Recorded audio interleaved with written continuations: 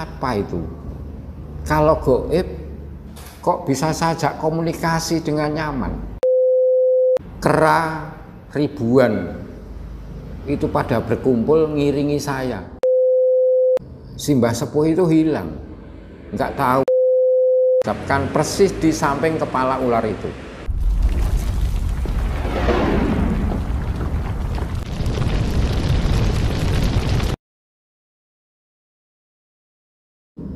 Salam bahagia dan tentunya pada saudara-saudaraku sekalian. Untuk kita akan memperkenalkan di mana hal yang berkaitan dengan metafisika, di mana hal itu merupakan pengetahuan dari semua umat untuk menguak tentang dunia spiritual. Dari sini saya perkenalkan, nama saya Gus Ardi Cakraningrat.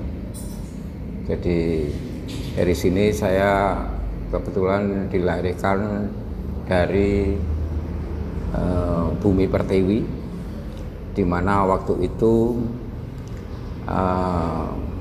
melatar belakangi saya sendiri sebenarnya hal yang berkaitan itu saya orang biasa, dan dikala saya masih kecil itu saya sering sekali dibayang-bayangi hal yang berkenaan dengan gaib, di mana waktu itu dikala malam hari saya keluar rumah, saya terbangun, itu bermunculan dunia lain yang tentunya abstrak.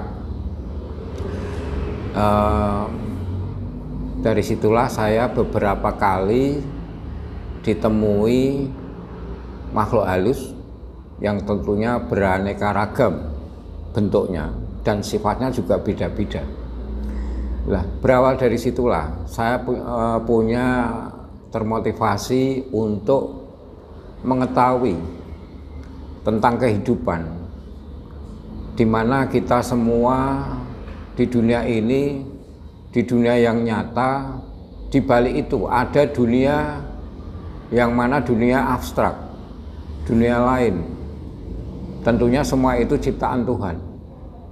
Nah, dari beberapa kurun waktu, dikala saya masih duduk SMA, waktu itu saya mempunyai sebuah cita-cita, di mana cita-cita saya itu selalu didesak dari pihak orang tua. Saya harus jadi orang. Nah, pertanyaan saya, jadi orang yang bagaimana? Seperti itu. Dari situlah saya sendiri mulai berpikir, di dunia nyata tentunya banyak yang harus dipersiapkan untuk mencapai sebuah karir, mencapai kesuksesan. Dari situ saya mulai mempunyai inspirasi, di mana inspirasi itu selalu saya kembangkan untuk bisa mencapai kesuksesan. Dalam olahan inspirasi saya dikala itu, saya sendiri dari segi iptek itu kan kurang begitu bisa menguasai. Namun dikala itu saya mempunyai suatu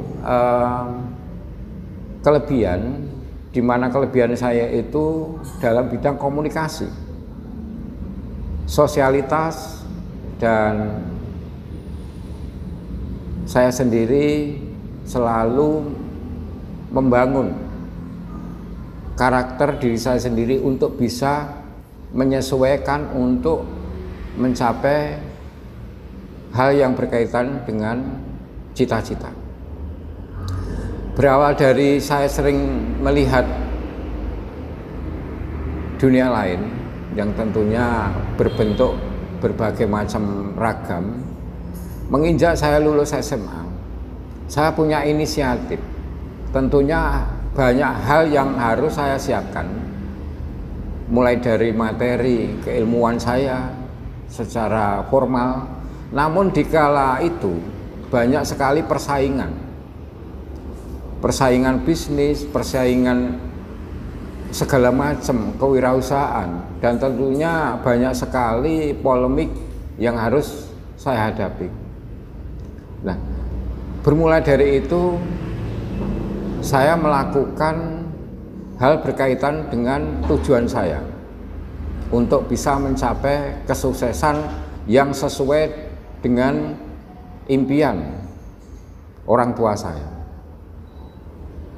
Dari perjalanan diri saya untuk setelah lulus dari bangku sekolah SLTA itu waktu itu, saya melakukan perjalanan spiritual di mana untuk mencapai hal yang terbaik untuk yang saya sajikan ke orang tua.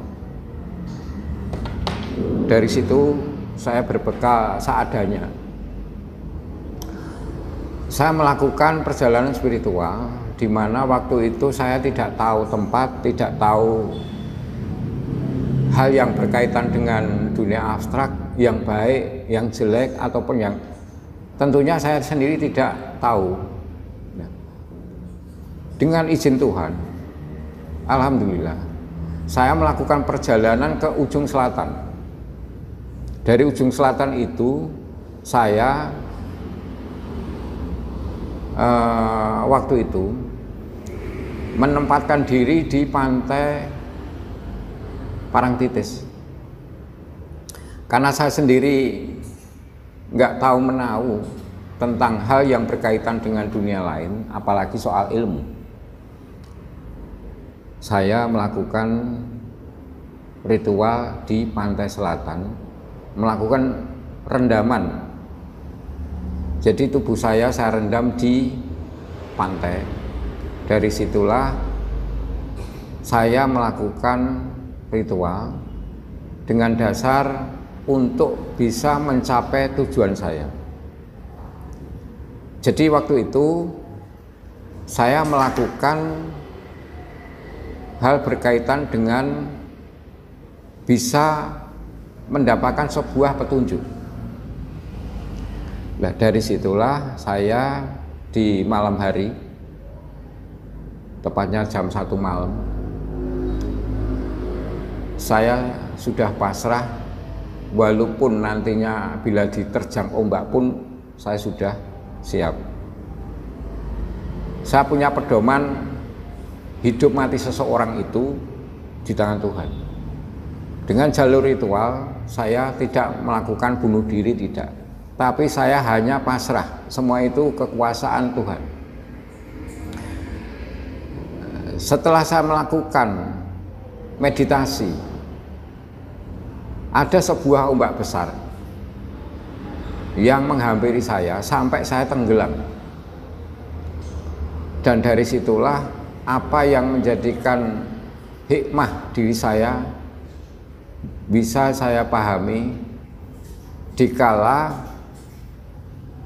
ya kebetulan saya nggak tahu waktu itu saya pakai dupa ayu namanya. Saya sudah tancapkan di kanan kiri dengan lafal Bismillah, karena saya minta perlindungannya hanya sama Tuhan. Dari situlah saya berlindung di lingkari dengan beberapa dupa.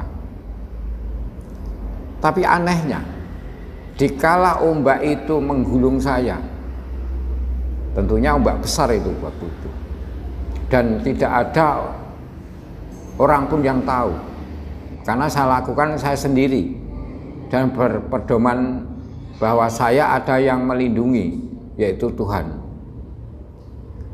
Dari situlah saya mulai terheran, dikala ombak besar menggulung saya, dupa yang sudah saya hidupkan tadi, ternyata walaupun diterjang ombak itu tidak mati, masih tetap hidup.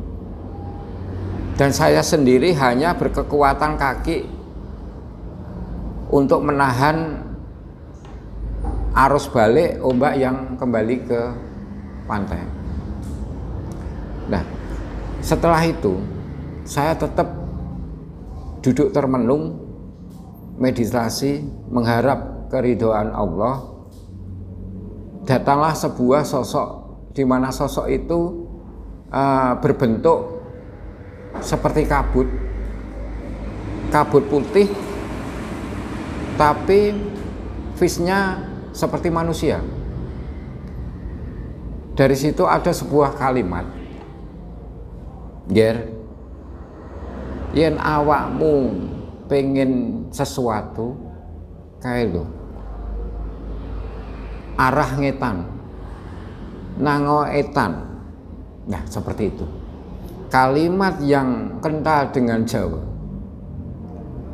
Ger, yang dimaksud diri saya, untuk sosok itu kasihan dengan saya, mengarahkan saya ke arah timur. Lah, saya sendiri juga bingung arah timur kemana. Tapi dalam hati saya, setelah itu sosok itu lama-kelamaan pergi mengikuti ombak, akhirnya menghilang. Nah, dari situlah saya terus beranjak berdiri melakukan perjalanan ke arah timur. Tapi di ujung timur Parangtritis ada sebuah karang besar itu. Ya, kalau orang sana bilang itu Parangdok. Nah, saya sendiri juga nggak tahu. Di situ saya bertemu dengan sosok orang laki-laki yang sudah sepuh. Waktu itu sudah 2:30 malam. Saya tanya, "Pak, nek posisi niki ten arah ngetan niku dugi pundi, Pak?" Ya maaf, saya orang Jawa juga, jadi bahasa saya juga seperti itu. Untuk menanyakan arah ke timur itu apa, kemana itu. Lah, nak mau kemana? Belum tahu. Saya ada petunjuk suruh ke timur waktu itu.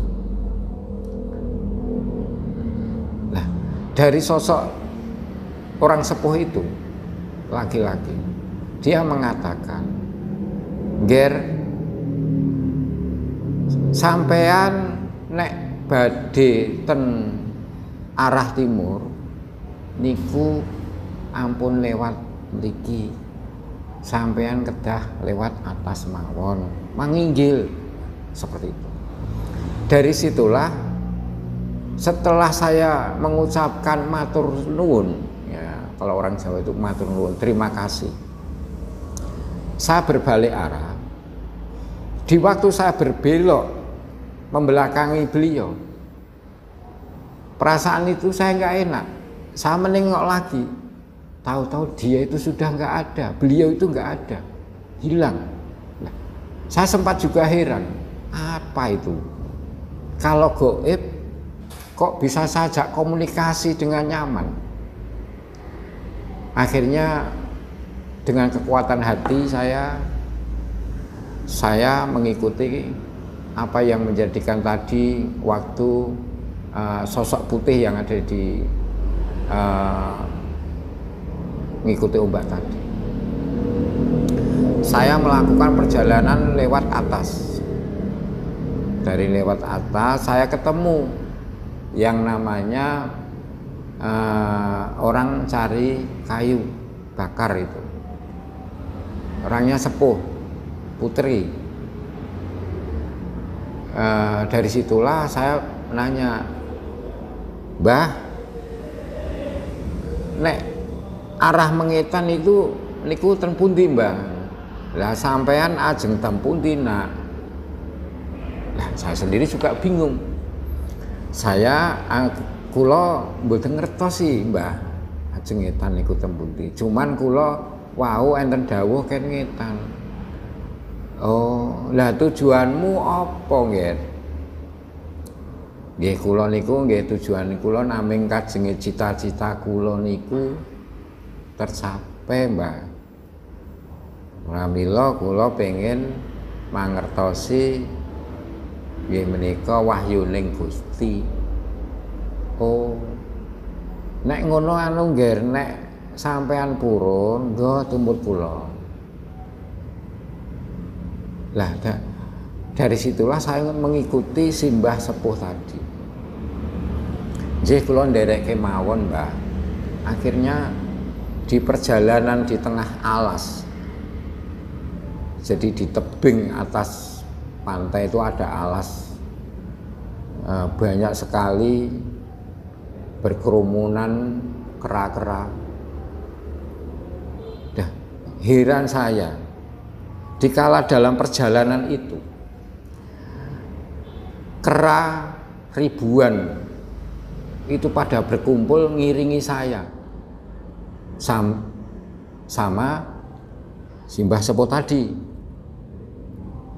Dalam perjalanan saya menanyakan, Mbah, sepurone kula nyuwun tulung nami jenengan sinten? Seperti itu. Simbah sepuh tadi mengatakan bahwa, "Nger, aku ki ora duwe jeneng. Ning nek wong-wong kene nek ngundang aku mbok jem." Oh, ngaten. Dados kula nek ngundang panjenengan mbok jem ngaten nggih. Nggih. Matur nuwun saderengipun. Monggo kula nderek panjenengan. Saya katakan seperti itu. Akhirnya kita mulai jalan lagi. Setelah sampai di ujung tebing yang curam, di mana kala itu jam menjelang subuh. Menjelang subuh itu tahu-tahu simbah sepuh itu hilang. Nggak tahu kemananya, nggak tahu. Saya juga cuman bingung. Loh, saya sudah di ujung tebing dan di bawah saya itu terlalu curam sekali. Saya hanya melihat di dasar itu hanya lautan. Dari situ saya duduk termenung di pinggir batu karang, paling ujung itu, di pinggir jurang itu. Saya termenung, saya sambil merokok. Lah, dari situlah ada suara yang mendesis. Jadi saya bersandar di batu karang itu. Sebelah saya itu ada suara mendesis. Nah, setelah saya tengok dengan korek saya, ternyata itu sebuah kepala ular besar itu. Nah, saya kira saya sendiri juga sudah bingung. Saya mau lari tidak mungkin bisa. Kalau lari saya sudah diterkam duluan. Namun dari itu saya percaya Tuhan Maha Agung, Maha tahu di mana hambanya bila mana terdesak, semuanya akan dilindungi. Dengan kalimat bismillah, saya itu menghidupkan dupa. Kebetulan dupa saya masih satu. Saya hidupkan, saya tancapkan di sisi kepala ular itu. Saya bilang, Mbah, menawi wonten lepate kula nyuwun pangapunten. Itu kalimat saya dengan kental Jawanya. Kula ten mriki naming badhe nyuwun wahyuning Gusti. Nyuwun tulung ampun ganggu kula. dikala itu seperti itu. Dupa kula tancapkan persis di samping kepala ular itu. Nah, dari situlah saya sampai nggak berani gerak sedikit pun, karena saya takutnya kalau saya bergerak ular itu udah merekam saya. Akhirnya saya melakukan meditasi, berserah diri pada Tuhan. Tahu-tahu saya itu tertidur. Saya buka mata, sudah adalah sinar matahari yang terbit waktu itu. Nah, saya melihat jam saya, ternyata jam 6 pagi. Nah, dari situ saya sendiri setelah termenung, ada sosok seseorang, itu seseorang yang menghampiri saya. Beliau laki-laki, setengah baya. Mas, nek ngopo neng kono? Tanya beliau. Saya katakan, Pak, sepurone saya ketiduran temriki. Niki daerah pundi, Pak? Kula tanya seperti itu. Akhirnya sosok laki-laki itu yang setengah baya itu mengatakan, Mas, niki gerbang untuk turun ke Gua Lanse. Loh, Gua Lanse. Gua Lanse niku nopo? Wah, niku nek kula jelaske kathah, Mas. Lah jenengan kersa mboten ajeng ngandhap? Oh nggih. Kula ajeng ngandhap kersa. Akhirnya saya diajak turun ke situ dengan bergandengan beliau. Saya diikat dengan seperti ini. Jadi kayak selindang kecil. Tangan saya diikatkan sama tangan beliau. Saya diajak turun karena tempatnya sangat curam sekali. Nah, dari situlah saya turun. Saya turun.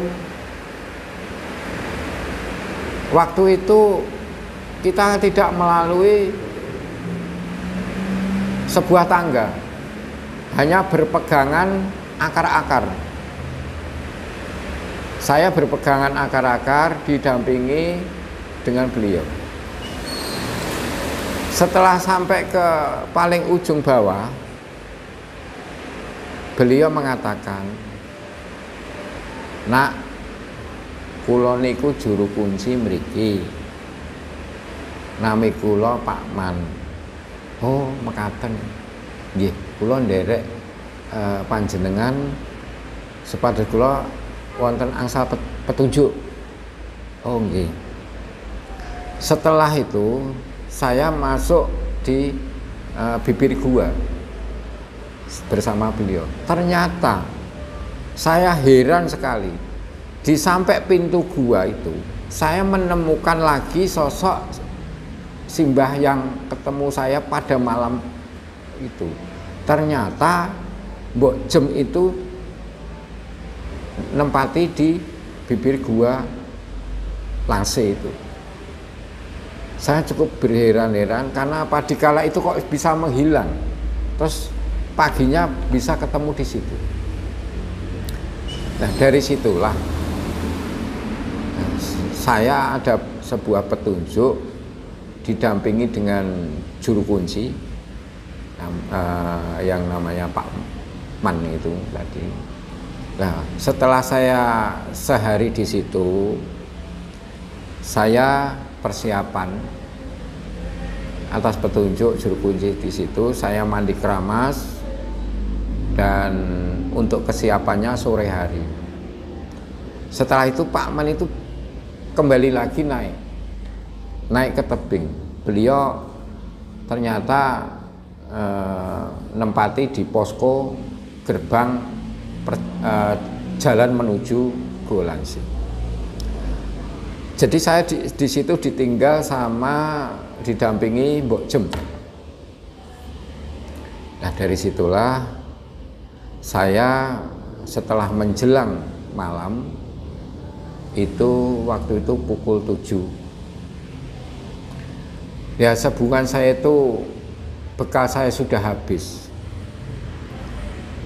Saya dibantu oleh Mbok Jem.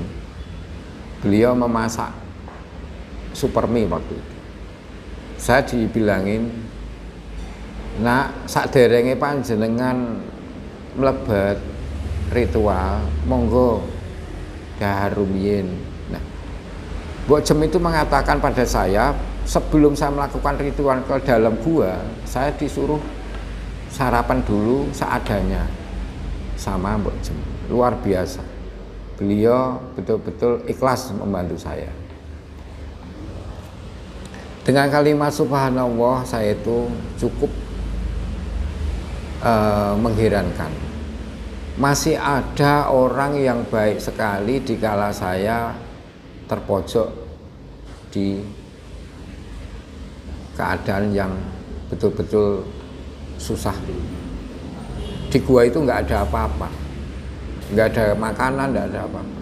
Nah dari situ saya setelah makan mie dari Mbok Jem yang rebus itu, saya jam 9 malam mulai masuk di ujung gua.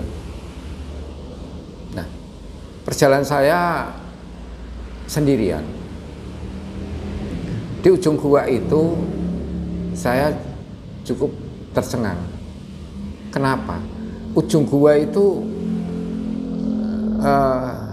sendirian, tanpa ada yang tahu, tanpa ada yang menemani. Dari situlah saya mulai melakukan meditasi, pasrah diri pada Tuhan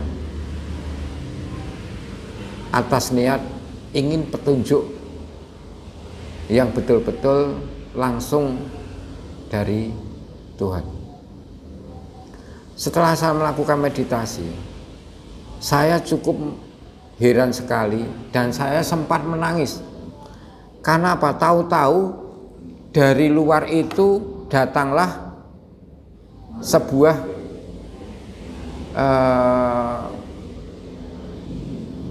harimau kumbang.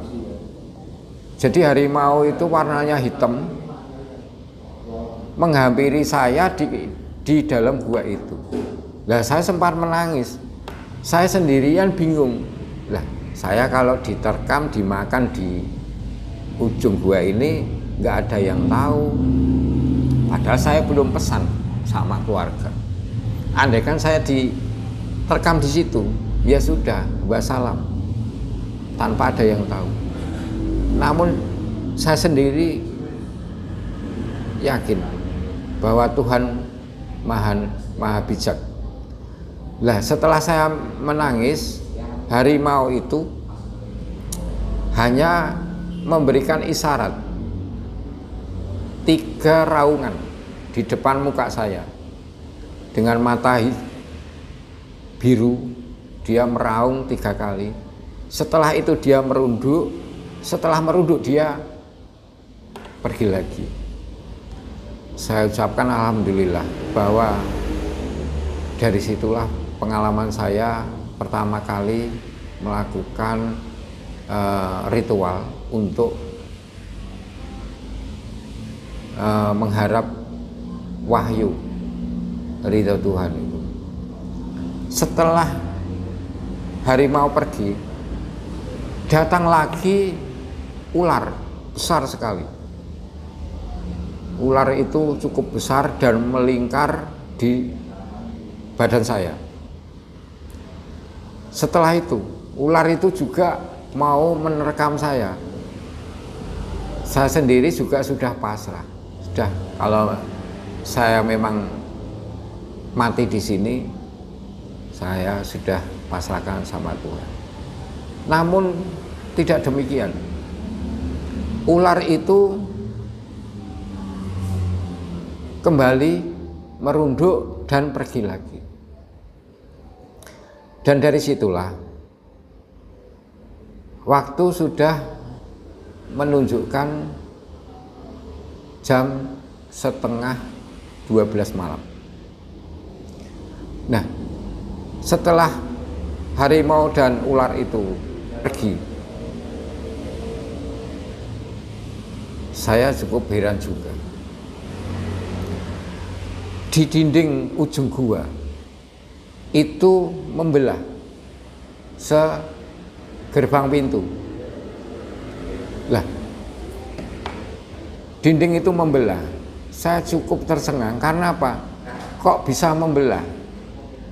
Dari ujung terowongan itu ada sebuah api kecil paling ujung, dan saya cukup penasaran. Mulailah saya berdiri. Setelah saya berdiri, saya ngikuti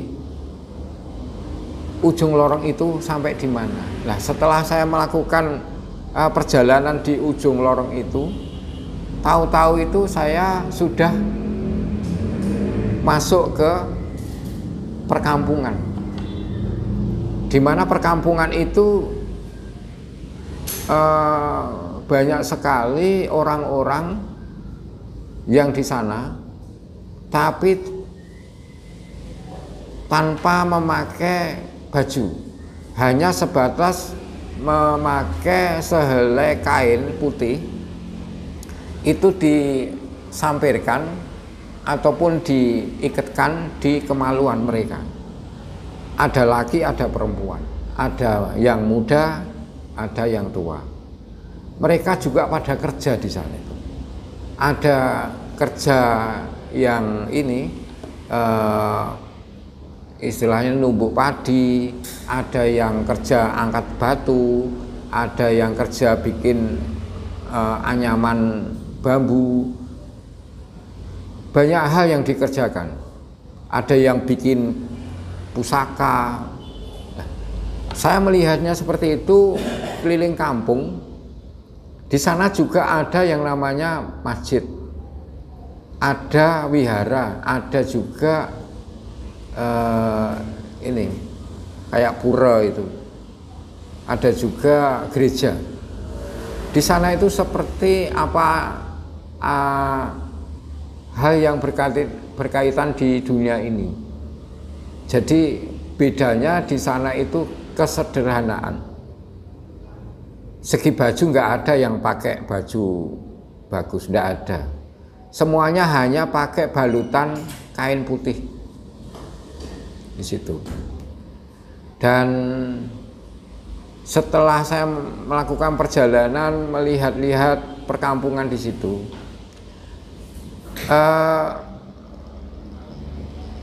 saya sampai ke ujung kampung. Nah, setahu saya waktu jalan yang saya injak itu bukan jalan seperti aspal, tapi jalan pasir yang padat. Jadi sedikit ada gembur-gembur gitu. Dari ujung perkampungan itu saya melihat sebuah pendopo besar. Yang pendopo itu sifatnya hanya kayu biasa, nggak ada istilahnya dicat atau apa, hanya kayu mentahan. Cuman kayunya itu cukup tua, kayak licinnya berlumut. Nah, dari situ saya duduk di teras pendopo itu. Nah, saya termenung di situ. Loh, saya ini ada di mana, saya seperti itu. Nah, saya waktu itu tahu-tahu ada yang menghampiri dari belakang. Sosok seorang perempuan setengah baya, tapi kecantikannya luar biasa. Hanya saja dia tidak pakai baju, hanya pakai kemben. Kemben jariknya itu jarik parang. Dia menghampiri saya, "Ger, ana apa ngger ning kono, ayo mlebu. Lah saya bingung tapi juga pasrah, saya ngikuti apa kata beliau.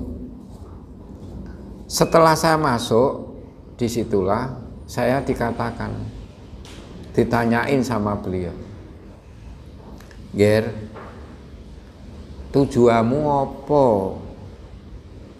neng kene iki? Lah, kula bingung, saya itu bingung, mau bilang apa? Lah, saya katakan, kula mriki naming badhe nyuwun wahyuning Gusti. Walah nggih, nggih. Kok ya nekat men awakmu tekan kene, seperti itu. Ya ger ngene wae ger, kowe ndang bali. Wis tak pengestoni. Ibu sinten nggih? Saya bertanya seperti itu. Wis angger ra perlu ngerti aku ki sapa. Angger bali wae. Wis tak pengestoni.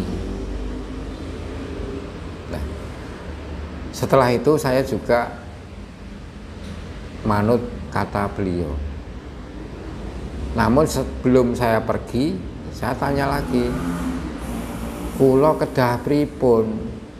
Wis ngger tak amping-ampingi baliyo. Nah, akhirnya saya kembali. Nggih, pamit nggih.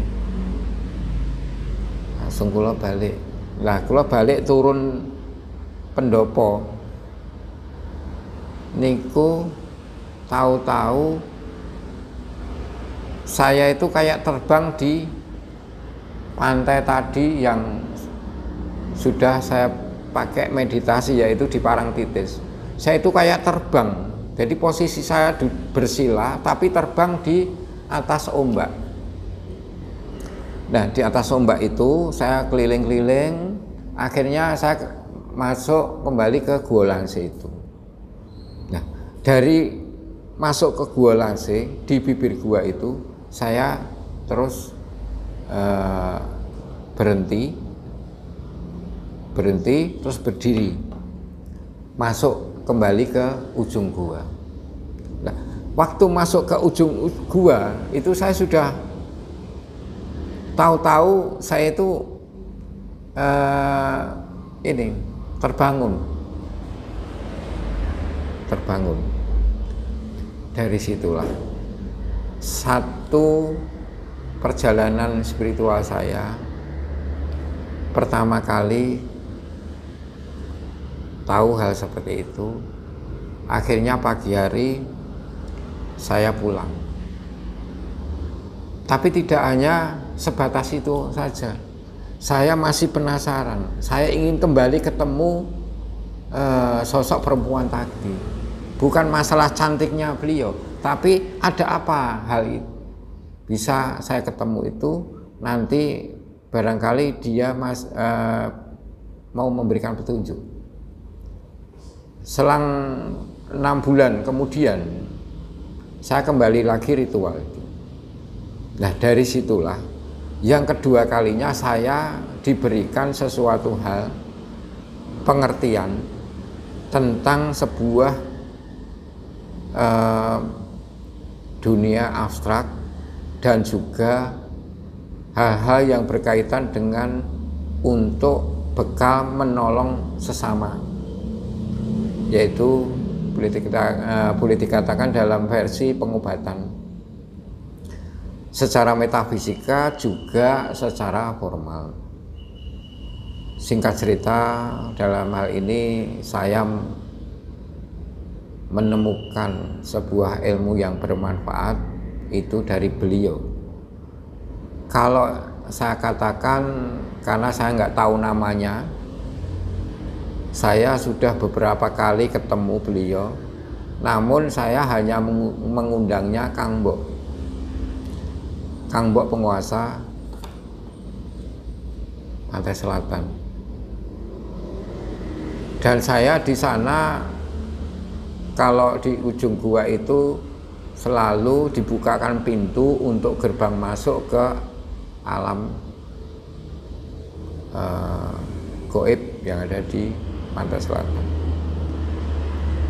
Banyak sekali hal-hal yang saya temui di sana. Banyak sekali hikmah yang terkandung di sana. Dan banyak sekali materi-materi ilmu yang saya dapat di beliau, Kang Mbok. Karena saya tidak tahu namanya, cuman saya bilangnya Kang Mbok. Nah, dari situlah berawal karir saya sendiri waktu itu. Setelah saya mendapatkan restu dari Kang Mbok, itu saya diberi sebuah kekuatan, di mana kekuatan itu bisa saya manfaatkan untuk melakukan karir atau tujuan saya. Waktu itu saya dipercaya untuk memimpin parpol dan juga sebagai anggota KPU dengan hasil yang cukup besar waktu itu menurut saya. Namun segala sesuatu yang ada di dunia ini penuh dengan cobaan ujian yang silih berganti. Saya karena usia waktu itu dan posisi masih lajang, banyak sekali terbentur dengan sebuah ujian. Dari situlah saya mendapatkan ujian yang bertubi-tubi yang menjadikan saya sendiri terlena.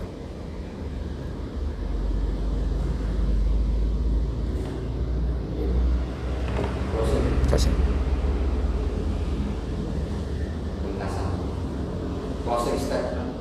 Penutup. Ya.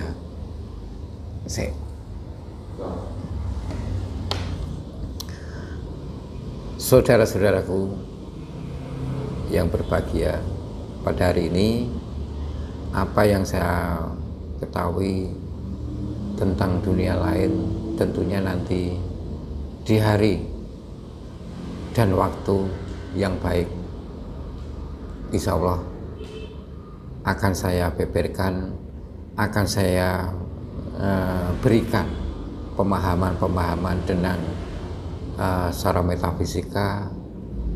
Mungkin jadi pemaparan saya di hari yang akan datang bisa bermanfaat bagi pendengar setia semuanya. Insya Allah saya siap untuk memberikan pengalaman-pengalaman saya dan bisa bermanfaat untuk di kemudian hari ini. Akhir salam, wassalamualaikum warahmatullahi wabarakatuh.